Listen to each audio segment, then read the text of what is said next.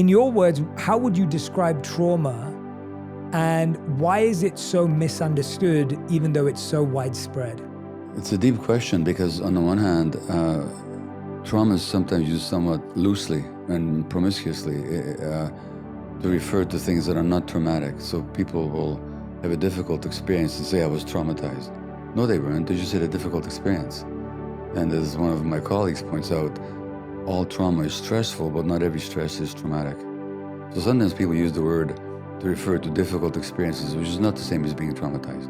And on the other hand, where it really matters, which is in the area of health that you and I are both concerned in, whether it's physical or mental health, trauma is not understood nearly enough or used nearly enough. So that, to my mind, a lot of conditions of mind and body are actually very much trauma-related without the healing profession, particularly the medical profession, actually recognizing it. So trauma then it comes from the Greek word for wounding. Trauma is a wound.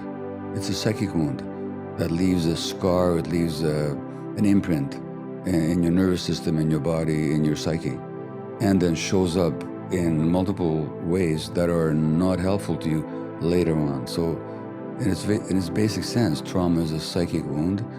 And if you look at the nature of a wound, on the one hand, if it's raw and open, it really hurts.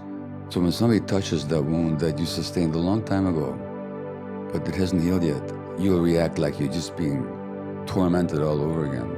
This happens in relationships all the time. On the other hand, wounds scar over, and the scar tissue has certain features. It's very hard, it's rigid, so it's not flexible, so people tend to be rigid when they're traumatized. It also doesn't grow.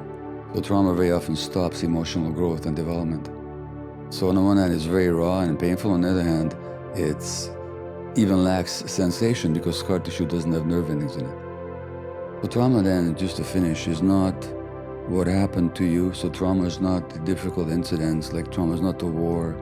It's not in my case, the Second World War when I was born or what happened to me. Trauma is not the abuse that people experience. Trauma is not the pain that they felt. Trauma is the wound that they sustained as a result.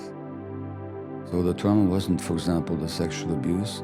Trauma was the wound that the person sustained as a result of having been abused. That's the good news, Jay, because if trauma is the wound that we sustained, it can be healed at any time.